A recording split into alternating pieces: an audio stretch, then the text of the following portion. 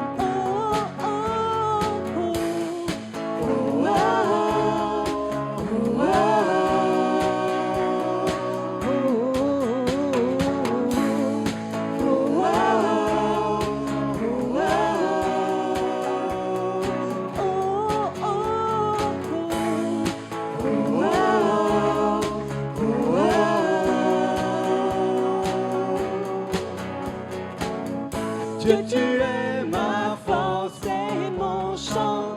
Chaque jour, je me confie en toi. Tout-puissant, mon sauveur règne aux cieux.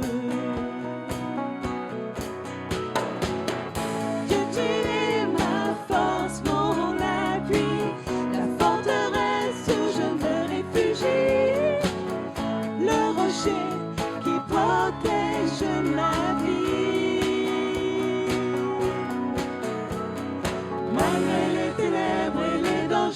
Qui m'entoure, je lève les yeux pour accueillir ton secours. Je ne craindrai pas si tu veilles sur moi. Je suis venu pour te rencontrer, pour proclamer que tu es fort et puissant. Nul ne peut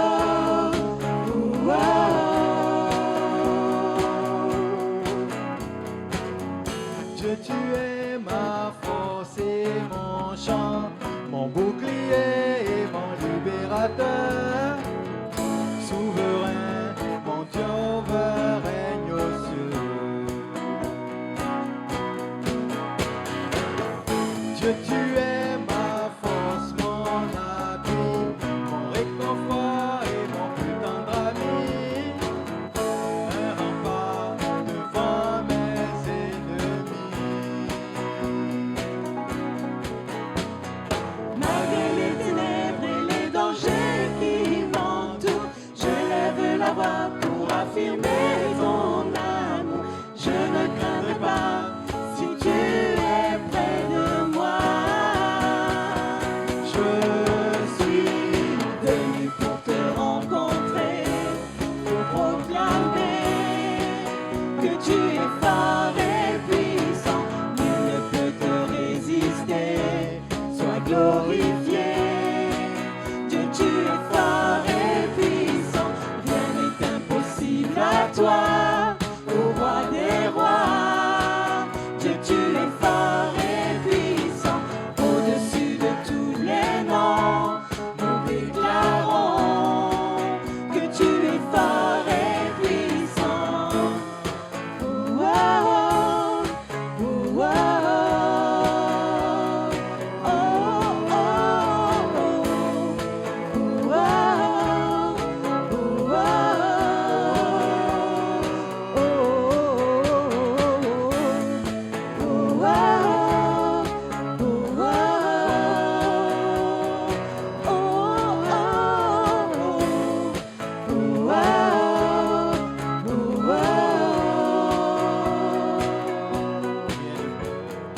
rien ne peut me séparer de ton amour manifesté en Jésus-Christ. Mon sauveur règne aux cieux. Non, rien ne peut me séparer de ton amour manifesté en Jésus-Christ. Mon sauveur règne aux cieux. Rien ne peut me séparer de ton amour manifesté en Jésus-Christ. Mon sauveur règne aux cieux. Non, rien ne peut me séparer de ton amour manifesté en Jésus-Christ. Mon sauveur règne aux cieux.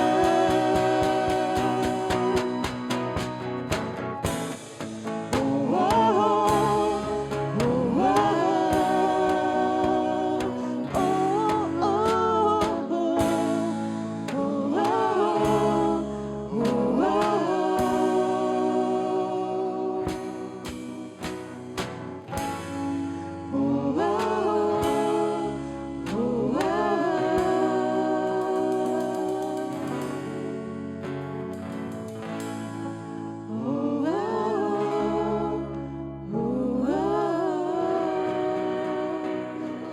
tu es fort et puissant.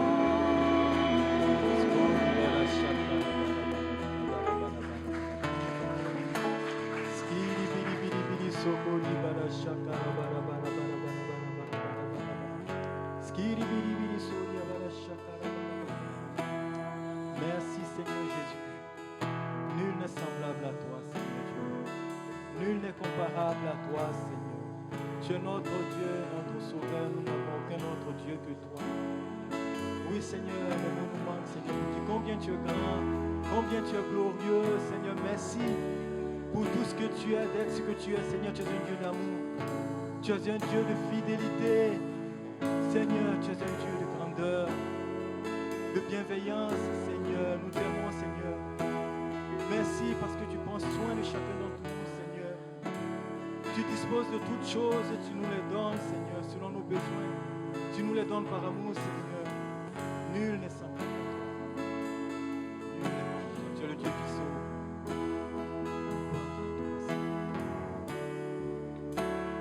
Sans besoin d'être aimé, d'un amour sans limite, que ta grâce coule en moi. Tous ont besoin de pardon, de la bonté d'un sauveur, l'espoir des nations.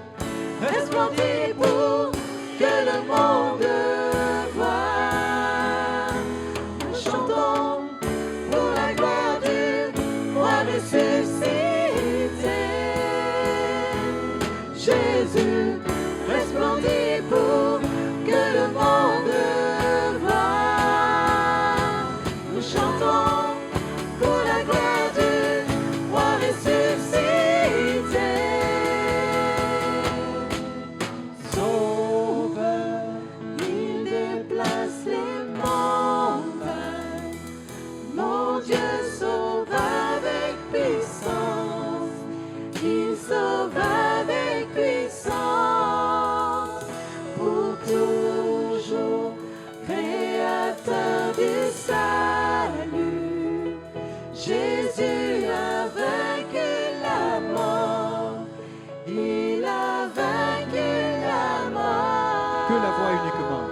Sauveur, il déplace les montagnes.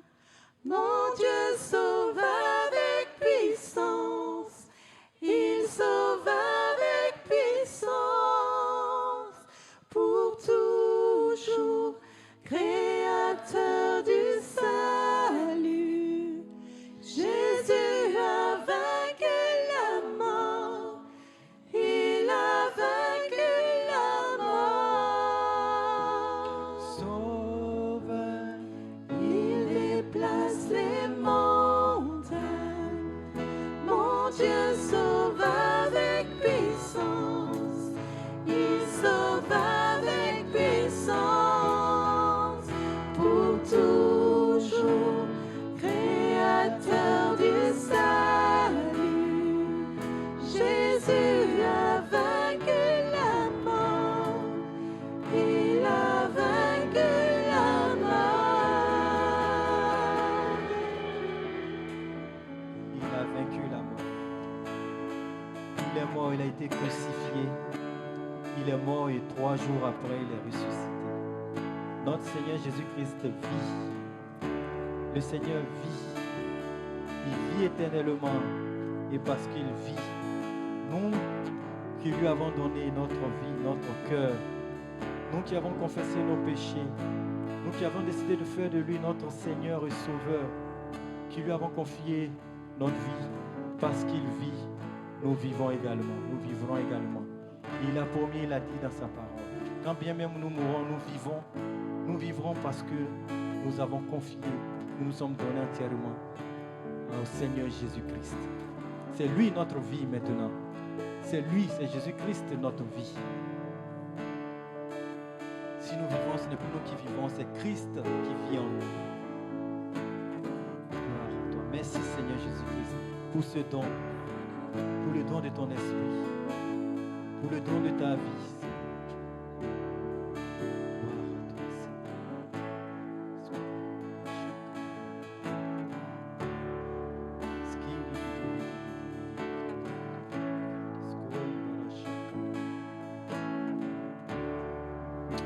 Te bénissons, te remercions.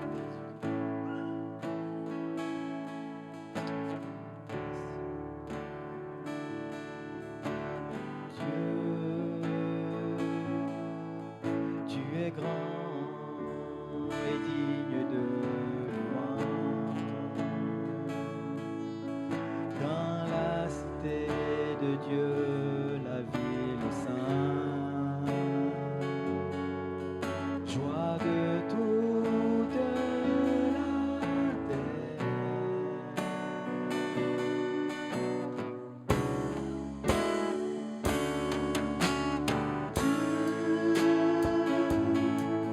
Tu es grand, toi qui nous donnes la victoire. Tu nous aides à vaincre l'ennemi. Nous plions le genou.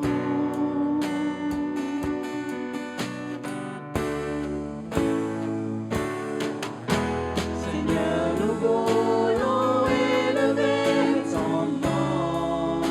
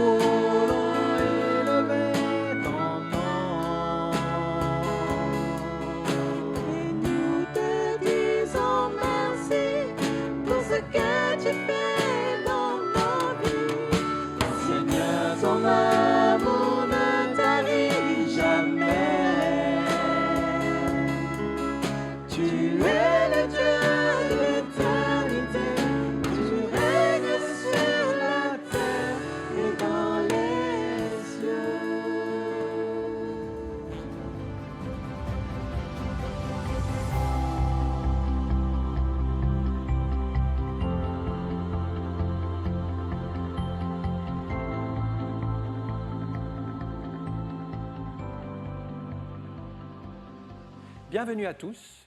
J'aimerais parler sur le ministère de guérison de Jésus et de l'Église. Luc 4, verset 16, « Il se rendit à Nazareth, où il avait été élevé, et selon sa coutume, il entra dans la synagogue le jour du sabbat.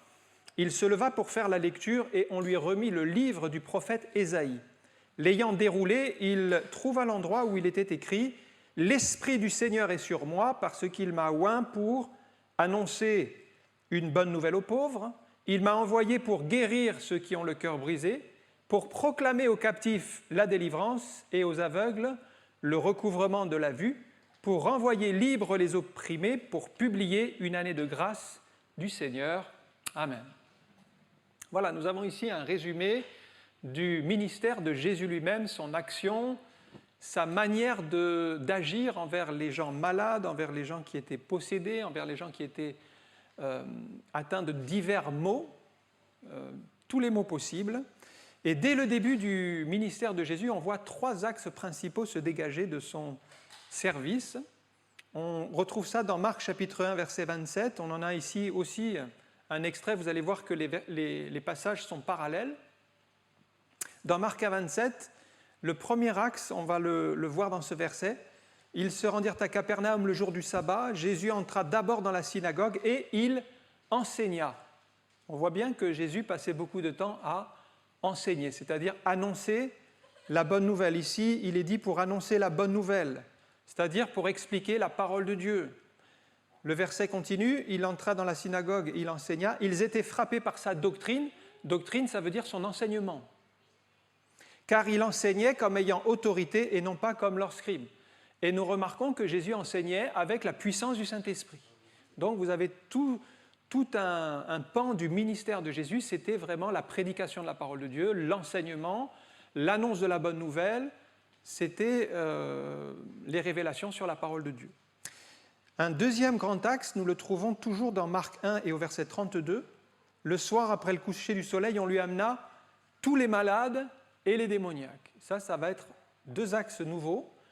En plus de la prédication de la parole de Dieu, toute la ville était assemblée devant la porte. Il guérit beaucoup de gens qui avaient diverses maladies. On voit qu'il y a un axe de guérison très important. Et il chassa beaucoup de démons, et il ne permettait pas aux démons de parler parce qu'ils le connaissaient. Et nous allons voir que dans tout le ministère de Jésus, il y a eu un grand axe qui était la délivrance des gens tourmentés, agités, possédés par des mauvais esprits.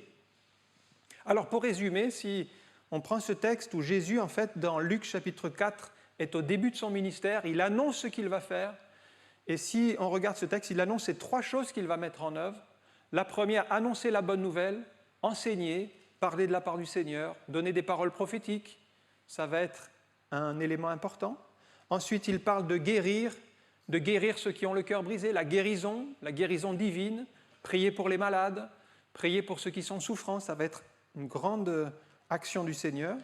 Et puis aussi de proclamer aux captifs la liberté. Il y a des captifs spirituels, des gens qui sont enchaînés par des mauvais esprits, par des puissances impures.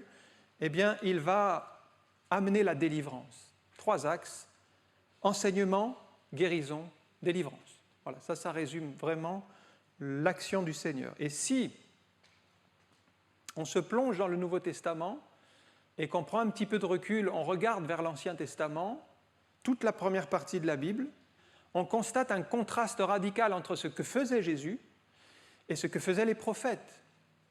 Car on n'a pas d'équivalent dans l'Ancien Testament. Il n'y a aucun prophète qui a dit, par exemple, « Il a été dit » ou « Il est dit dans la loi, mais moi je vous dis ». Jésus faisait cela. À 6 reprises dans le Sermon sur la montagne, il dit « Il vous a été dit dans la loi, mais moi je vous dis ». Ça veut dire qu'il se mettait au même niveau que la loi et même au-dessus de la loi. Il n'y a aucun prophète qui ait jamais osé faire une chose pareille. Donc son enseignement était déjà supérieur. Par exemple, il a pu dire « Avant qu'Abraham fût, je suis ». Ça aussi, ce n'était pas possible à dire pour un être humain, parce qu'Abraham, ils lui font remarquer « Mais Abraham, ça fait 2000 ans qu'il n'est plus là, et toi tu dis que tu es ». Ce n'est pas possible. Tu n'as même pas 50 ans. Donc, quand il dit « Je suis », cette parole est inspirée. Il est véritablement le Fils de Dieu. Alors c'est vrai que pour l'axe de l'enseignement, on n'a pas d'équivalent. Jésus a enseigné d'une manière absolument parfaite la parole de Dieu. Mais pareil pour les guérisons, on voit assez peu finalement de guérisons dans l'Ancien Testament. Il y en a bien sûr. Il y a la guérison de Naaman, quelques guérisons que l'on trouve par-ci par-là. Mais avec Jésus, on voit une abondance de guérisons qu'on n'a pas vu encore chez les prophètes. C'était la guérison divine, la guérison surnaturelle de toutes sortes de maladies, d'infirmités, qui n'a pas d'équivalent dans l'Ancien Testament. Et pareil pour la délivrance, puisqu'on a bien vu quelques mauvais esprits agiter des personnes, comme le roi Saül qui a été agité par un mauvais esprit. On en voit quelques fois, mais il n'était pas vraiment délivré. L'esprit se retirait de lui quand David jouait de la musique, et à chaque fois il revenait. Et puis il y avait bien les faux dieux, il y avait toutes sortes d'idolâtries, tout cela c'était des démons. Mais on n'a pas d'exemple comme Jésus qui chassait les démons de cette manière-là, et les démoniaques étaient délivrés. Donc on voit quand même avec Jésus un important changement par rapport à ce qui existait dans l'Ancienne Alliance. C'est maintenant le temps de la grâce, c'est maintenant le temps de la Nouvelle Alliance. C'est pourquoi les gens disaient, on n'a jamais vu un homme enseigner comme cet homme. On n'a jamais vu un Jean guérir comme cet homme. C'est pour ça que Jésus disait, le royaume de Dieu s'est approché de vous. Quand Jésus vient, en fait, quand Jésus est là, c'est le royaume de Dieu qui s'approche. C'est pour ça que nous prions et nous nous attendons à Dieu de la même manière, parce que quand Jésus est là, on peut s'attendre à toute chose de sa part. Il est tout-puissant. Il n'y a aucun cas qui semble être trop difficile pour Jésus, ça aussi c'est assez remarquable, parce qu'il pouvait guérir toutes les maladies, que ce soit des lépreux. À l'époque, il n'y avait aucun traitement pour la lèpre, les gens donc étaient condamnés à mort, que ce soit des paralytiques. Il y avait un paralytique de 38 ans à la piscine de Bethesda qui était sans issue, personne ne pouvait le porter pour le mettre dans la piscine, alors que l'ange venait de temps en temps agiter l'eau, et le premier qui se jetait dans l'eau était guéri. Mais Jésus, en fait, s'approche de lui, c'était peut-être le cas le plus lourd, les autres avaient d'autres maladies, mais lui ne pouvait pas marcher depuis 38 ans, et il lui dit, mais veux-tu être guéri ? Veux-tu être guéri ? Parce que Jésus pense qu'il savait que la guérison était aussi pour lui, même si ce cas était tellement désespéré, tellement lourd. Et puis cet homme ouvre son cœur, et c'est par la foi, il croit de tout son cœur que Jésus peut le faire. Et Jésus le guérit sans qu'il ait besoin d'aller se jeter dans la piscine. Donc beaucoup d'exemples, même de résurrection, la fille de Jaïrus qui était morte, Jésus la ressuscite, tout cela n'est pas un problème. Il y a un autre aspect que je voulais souligner, dans Marc chapitre 10, verset 53, c'est on remarque que quand Jésus guérit, souvent, très souvent, c'est instantané. Vous avez cet exemple dans Marc 10, 53, il vient de prier pour un aveugle qui s'appelle Bartimée. Le texte dit « aussitôt », c'est-à-dire qu'il n'a pas fallu des jours, des heures, des mois pour cette guérison, mais aussitôt il recouvra la vue et suivit Jésus sur le chemin. Alors il y a des guérisons d'aveugles, la belle-mère de Pierre qui avait la fièvre. Jésus s'étant approché la fille levée, la prenant par la main, et c'est souligné à l'instant, la fièvre la quitta. Donc il n'a pas fallu encore des heures quand Jésus agit. Il n'y a pas de problème pour que la chose se fasse. Un officier du roi dont le fils était malade vient à la rencontre de Jésus. Il dit « Mais viens voir mon enfant avant qu'il ne meure. » Et Jésus lui donne une simple parole. « Va, ce n'est même pas la peine que je me déplace, va, ton fils vit. » Et il rentre chez lui et il est accueilli par ses serviteurs qui lui disent « Mais ton enfant a été guéri. » Il demande « Mais à quelle heure ?» Et c'était au moment où Jésus avait prononcé cette parole « Va, ton fils vit ». À la même heure, en fait, à distance, l'enfant était guéri. Et les exemples sont nombreux. Mais je soulignerai un exemple un peu particulier pour nous montrer que quelquefois, il faut persévérer dans la prière jusqu'à la guérison. Oui, il y a des exemples où Jésus guérit instantanément, mais il y a aussi un exemple où Jésus guérit progressivement. C'est dans l'évangile de Marc au chapitre 8 et au verset 22.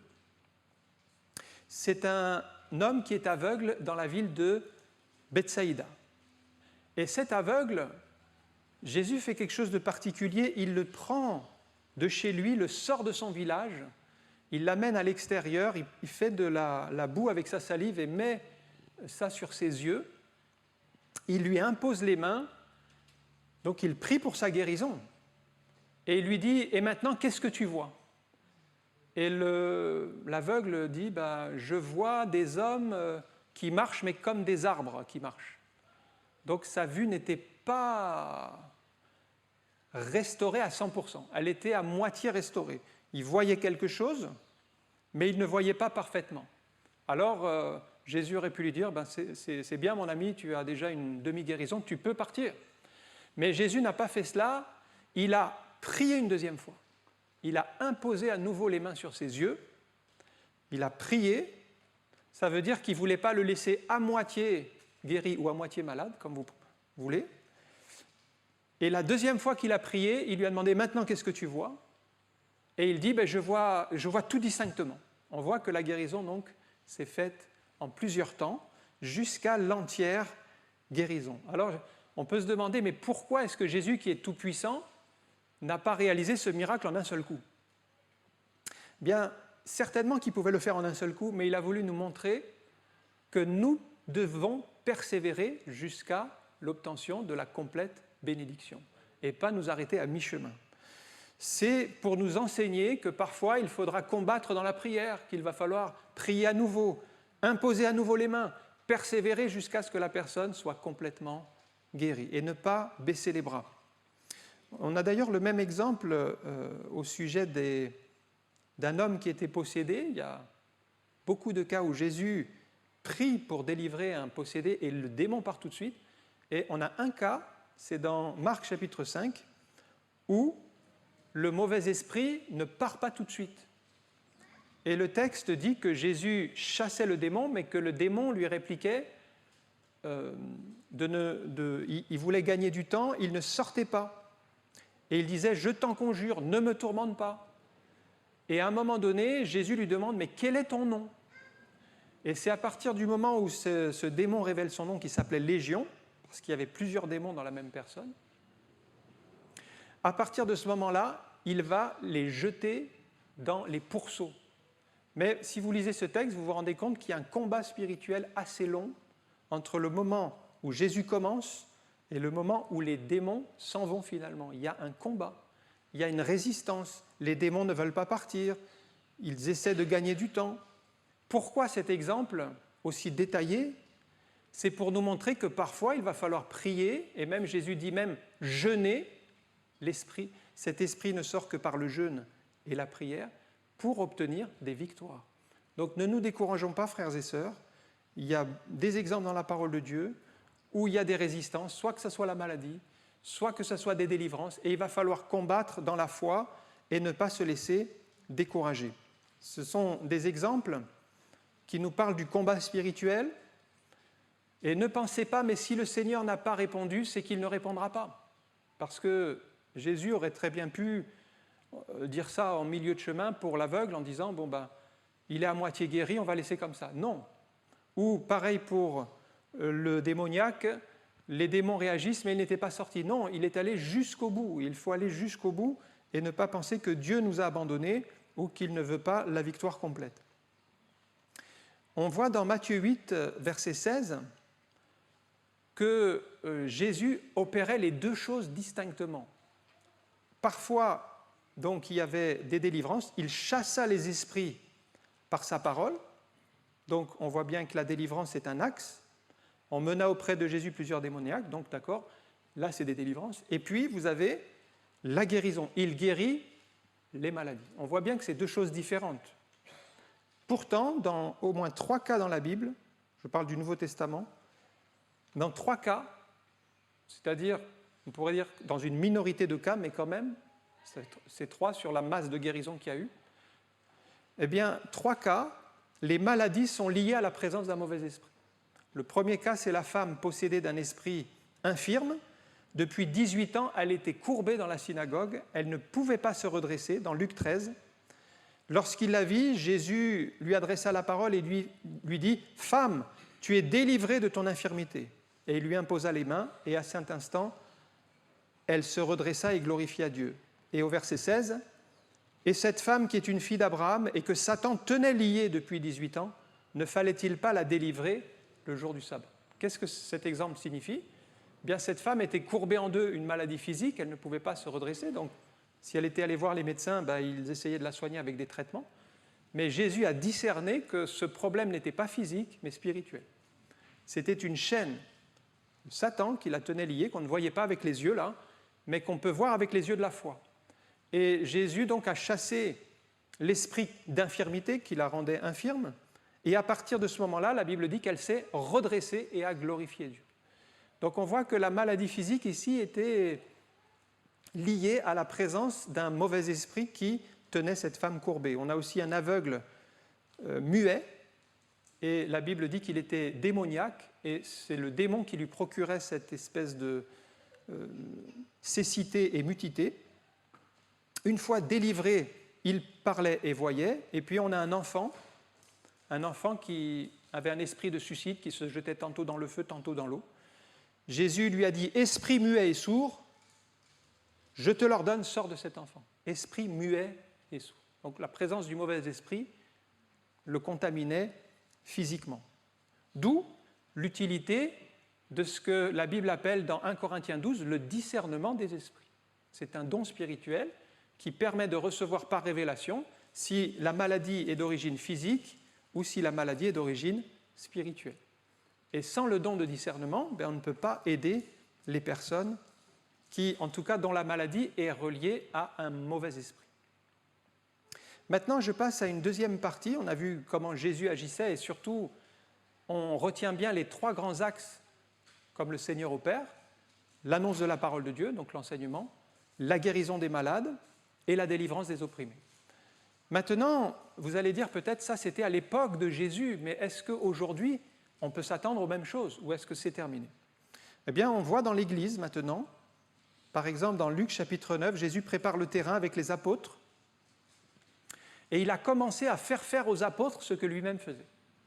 Dans Luc chapitre 9, verset 1, « Ayant rassemblé les 12, donc ce sont les 12 disciples, les apôtres qu'il a formés, il leur donna force et pouvoir sur tous les démons, avec la puissance de guérir les maladies. Et il les envoya prêcher le royaume de Dieu et guérir les malades. » Si vous êtes attentifs, vous allez remarquer les trois axes en fait, que Jésus opérait lui-même. Un des axes, c'est pouvoir sur les démons, donc les délivrances. Deuxième axe, la guérison des maladies, et il demande aux disciples de le faire. Troisième axe, il les envoya prêcher, donc l'enseignement, l'annonce de la bonne nouvelle. Et en fait, ce que Jésus a fait dans un premier temps, il dit aux disciples, « Voilà, j'ai fait, vous avez observé ce que j'ai fait, maintenant, vous allez participer avec moi, et dans un troisième temps, je vous envoie pour faire ce que vous m'avez vu faire. » Il y a eu un élément progressif pour qu'à la fin, ce ne soit pas Jésus qui le fasse lui-même, mais les disciples qui le fassent au nom de Jésus. Bien sûr, Jésus n'est jamais absent, puisqu'il est présent partout par son esprit, mais les disciples suivent les conseils et au nom de Jésus vont annoncer la bonne nouvelle, ils vont prier pour les malades et ils vont prier pour les délivrances. Alors Jésus a prophétisé quelque chose de très important dans Jean 14, 12, qui était vraiment tellement extraordinaire que certainement les disciples n'ont pas compris.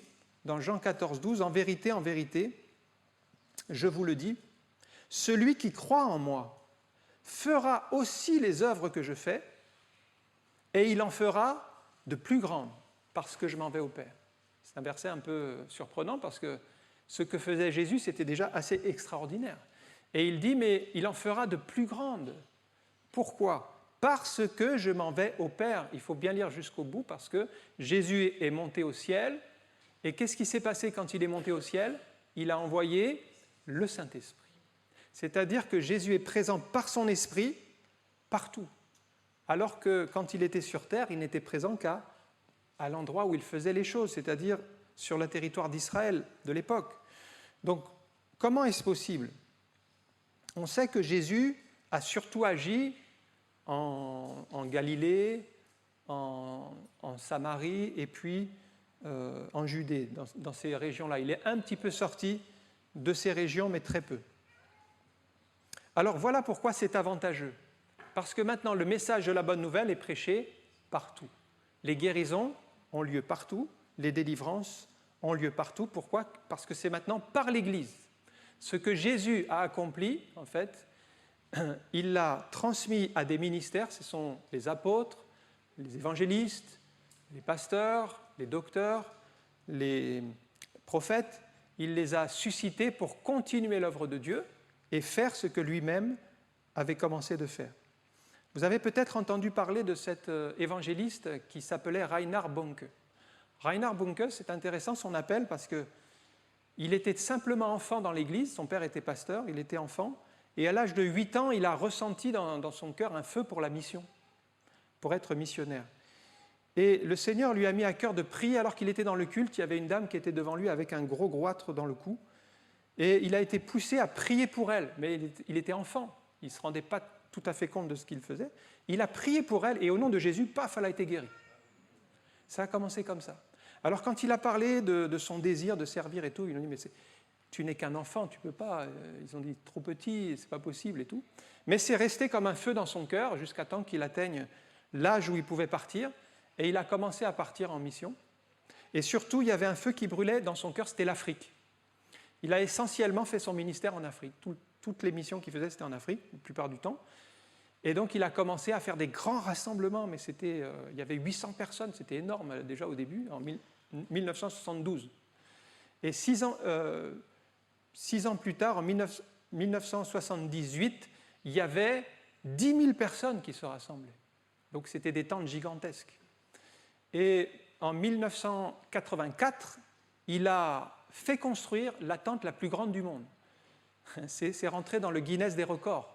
C'est une tente qui pouvait contenir 32 000 personnes. Vous imaginez la tente. C'est la tente des records. 32 000 personnes qui étaient sous la tente. Et il annonçait l'évangile, et pareil, il y avait des guérisons, des délivrances.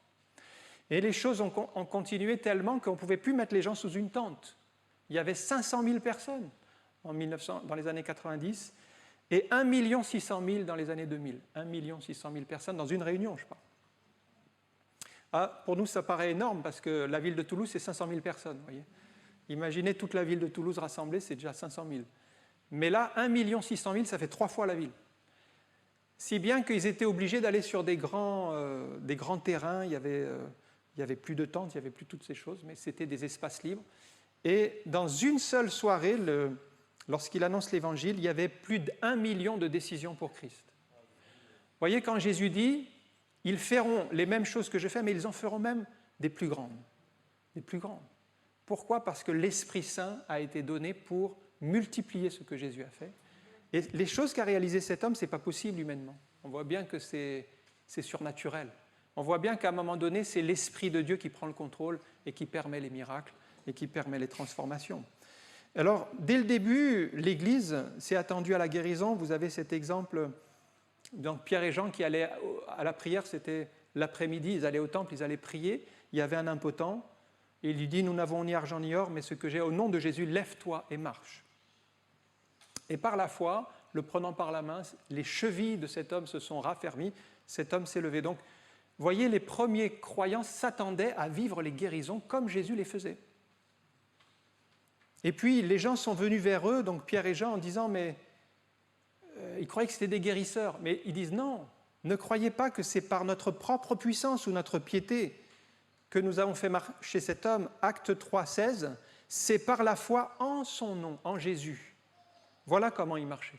C'est par la foi en Jésus que son nom a raffermi celui que vous voyez et connaissez. C'est la foi en lui qui a donné à cet homme cette entière guérison en présence de vous. C'est pourquoi quand vous approchez pour prier, comme tout à l'heure, si vous avez besoin, venez avec foi, approchez-vous avec foi du Seigneur. Approchez-vous en croyant qu'il peut tout faire. C'est tellement important de croire en Jésus, de lui faire confiance. Ils avaient conscience, eux, de n'être que des instruments, mais ils savaient qu'avec la foi, tout devient possible. Et c'est pareil pour nous, frères et sœurs. Ce qu'ils ont vécu, eh bien, nous pouvons le vivre. Parce que certains pensent, oui, mais ça c'était vrai au temps de Jésus, c'était vrai, oui, au temps des apôtres, d'accord, mais aujourd'hui, vous voyez, comme si c'était plus l'Église aujourd'hui. Est-ce que nous sommes toujours l'Église ? C'est toujours l'Église. Est-ce que Jésus est toujours le même Jésus ? Il est toujours le même Jésus. Comme si Jésus avait un petit peu changé, l'Église n'était plus la même. Ils pensent que c'était pour les débuts, mais je crois qu'aujourd'hui encore, nous pouvons nous attendre aux mêmes guérisons, aux mêmes délivrances, et même plus encore. C'est Jésus qui le dit lui-même. Vous voyez, l'expérience qu'a vécue Rainer Bunke dans les années 2000, c'était vraiment plus encore. C'était plus encore que ce qu'on aurait même imaginé, pensé. C'était énorme. Donc Jésus n'a pas changé. Ce qu'il a voulu faire, bien, il veut continuer à le faire. Comme dit la parole, il est le même hier, aujourd'hui et éternellement. Jésus est notre Seigneur, il est notre Sauveur. Je termine avec la diversité des moyens de guérison que Dieu nous a donnés, puisque maintenant nous sommes dans l'Église. Jésus est au ciel, mais il a envoyé son Esprit. Alors, il nous a donné la manière de procéder. Et il a parlé de l'imposition des mains. Dans Luc chapitre 4, verset 40, voilà comment Jésus procédait.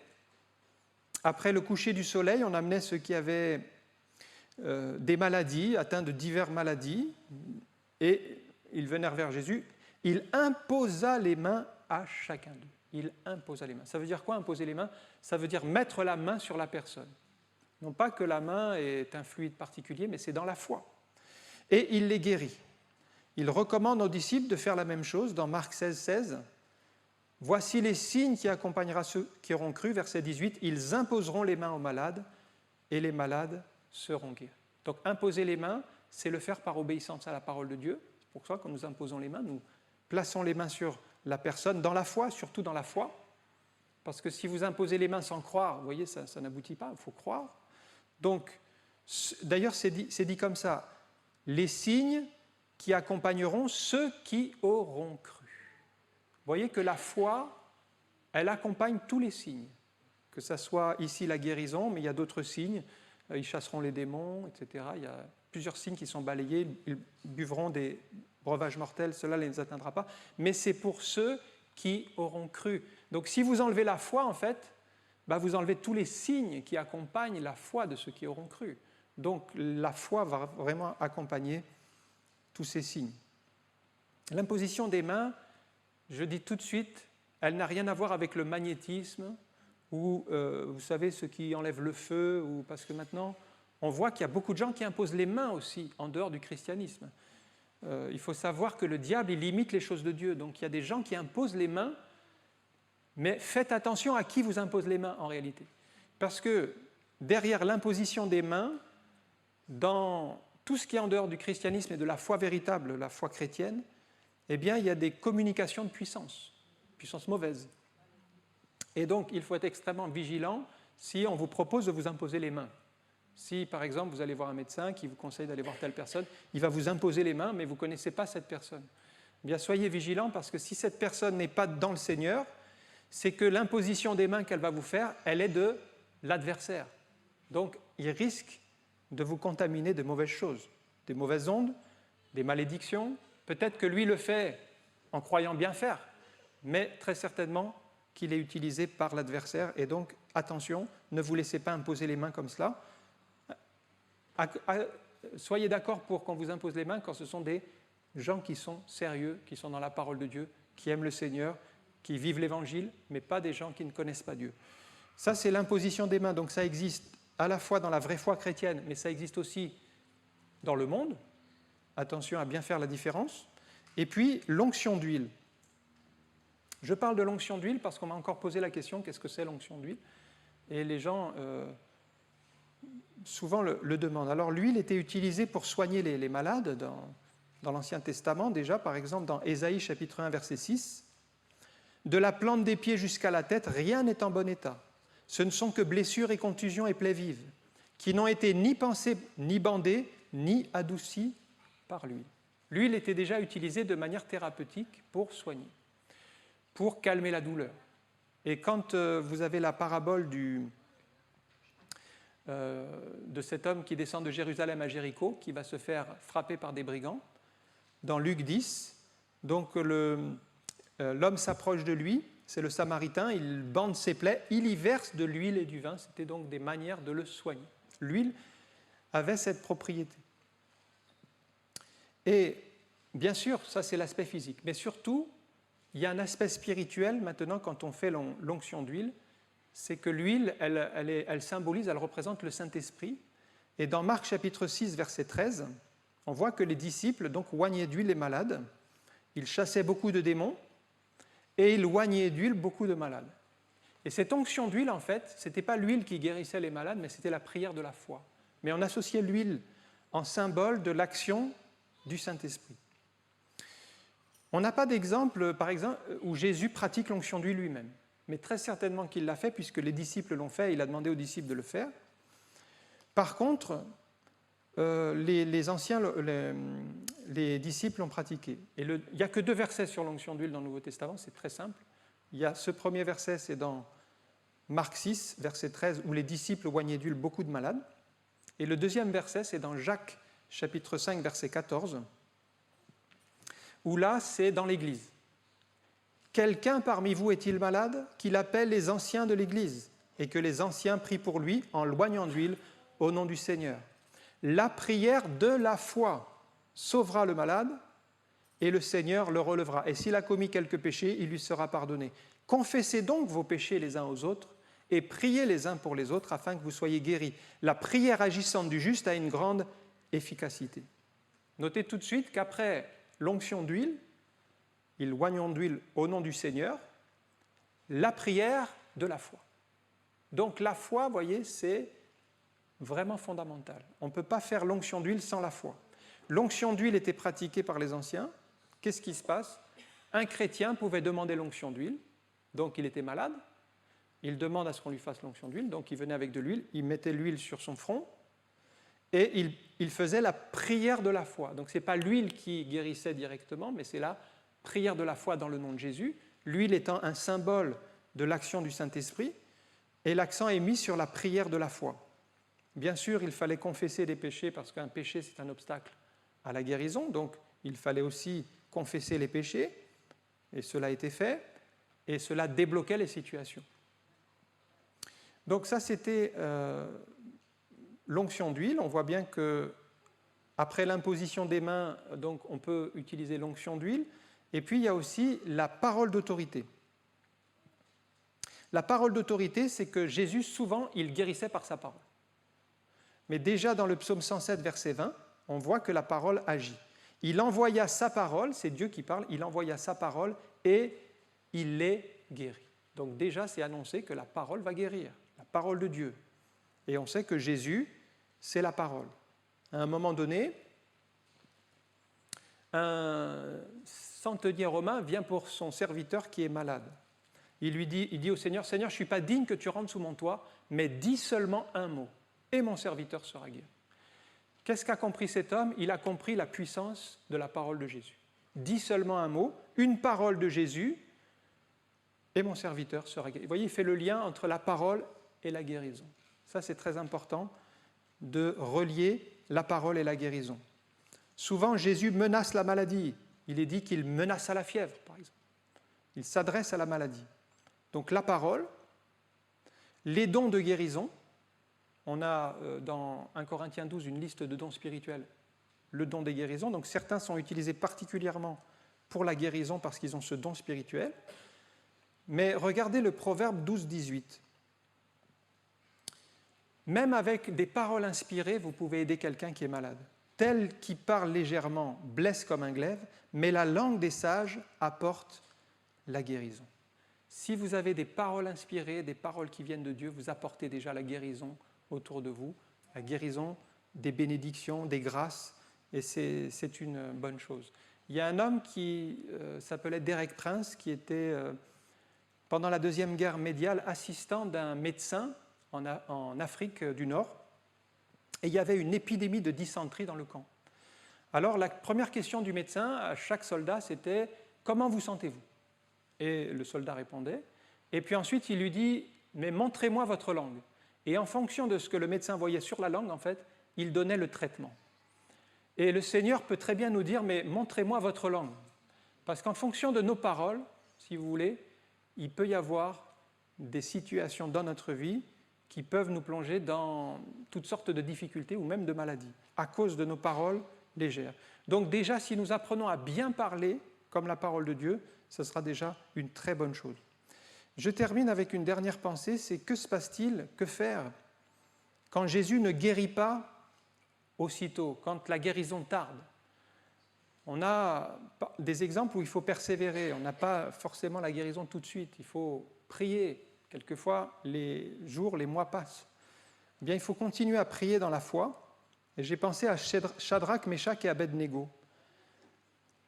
On a forcé ces 3 hommes à adorer la statue de 30 mètres de haut, la statue du roi.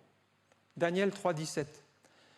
Et ils refusent et ils répondent au roi, mais notre Dieu que nous servons peut nous délivrer de la fournaise ardente et il ne délivrera de ta main. Sinon, sache au roi que nous ne servirons pas tes dieux et que nous n'adorerons pas ta statue d'or que tu as élevée. Vous voyez, ils ont une parole de sagesse. Ils disent, notre Dieu, il peut le faire. Il peut le faire. Ils ne savent pas s'il va le faire, ils ne savent pas exactement ce que Dieu va faire, mais ils savent qu'il peut le faire, ça c'est sûr. Ils ont cette foi pour croire que Dieu peut. Mais il dit sinon, de toute façon, quoi qu'il arrive, il dit, nous n'adorerons pas ta statue. Donc ils étaient résolus, ils étaient persévérants, et ils n'ont pas lâché sur cette pensée-là. Il nous faut, à travers la maladie, lorsqu'on n'est pas guéri comme cela, chercher qu'est-ce que Dieu veut nous enseigner. Romains chapitre 8, verset 28, « Nous savons du reste que toute chose concourt au bien de ceux qui aiment Dieu, de ceux qui sont appelés selon son dessein. » Donc Dieu nous enseigne d'une manière, Dieu nous enseigne d'une autre. Et nous devons apprendre de tous les éléments qui nous arrivent, y compris la maladie, qui peut nous permettre de progresser dans bien des domaines, une meilleure compréhension des autres. Elle peut nous permettre de nous humilier. Psaume 119, verset 67. « Avant d'avoir été humilié, je m'égarais. Maintenant, j'observe ta parole. » Elle peut nous humilier parce que nous sommes orgueilleux. La maladie nous humilie. J'aime beaucoup ce témoignage de cet homme qui s'appelle Nick Vujicic. Il est né sans bras et sans jambes. Je ne sais pas si vous connaissez son témoignage, il est extraordinaire. Il est né sans bras et sans jambes dans un foyer chrétien. Et à l'âge de 8 ans, il voulait se suicider. Et finalement, il n'a pas réussi à se suicider, et merci Seigneur, il continue à vivre. Et il s'est converti. Et il s'est converti, il a donné son cœur au Seigneur, mais il a dit, mais qu'est-ce que je peux faire, moi, de ma vie? Parce que vous partez dans la vie sans bras, sans jambes, c'est certain que ça va être compliqué.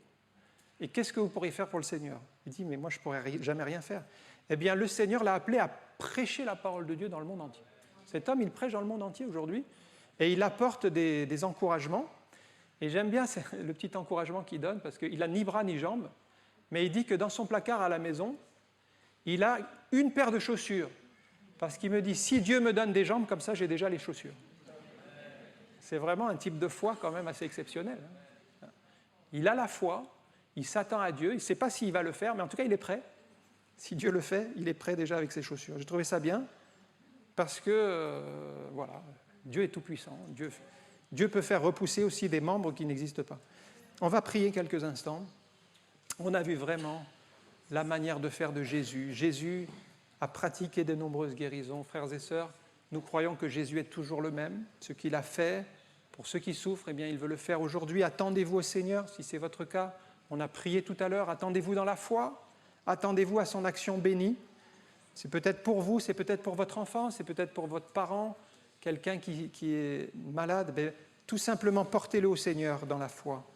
Et puis prions les uns pour les autres. On a vu le ministère de l'Église, ces dons de guérison qui sont donnés, puisque Dieu a donné à l'un une parole de sagesse, à l'autre un don de guérison, à l'autre une parole de connaissance.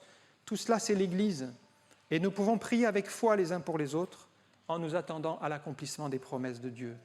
Merci Seigneur encore pour ta parole qui nous enseigne que tu guéris encore aujourd'hui, que tu es réellement ressuscité pour apporter la vie éternelle, pour nous rapprocher de toi, pour nous montrer que tu es vainqueur sur toute l'œuvre de l'ennemi, sur le diable et ses démons, sur les oppressions, sur les malédictions. C'est pourquoi nous mettons notre vie entre tes mains en croyant que tu nous garderas et tu nous protégeras. Oui Seigneur, bénis chacun. Tu vois ceux qui sont peut-être venus malades, qui s'attendent à toi, ceux qui sont oppressés, ceux qui cherchent encore le salut, ceux qui s'attendent à toi pour une guérison, pour une délivrance. Eh bien, Seigneur, nous croyons que tu es la vraie réponse à tous ces besoins. Et dans le nom de Jésus, nous te rendons toute la gloire. Amen. Que le Seigneur vous bénisse.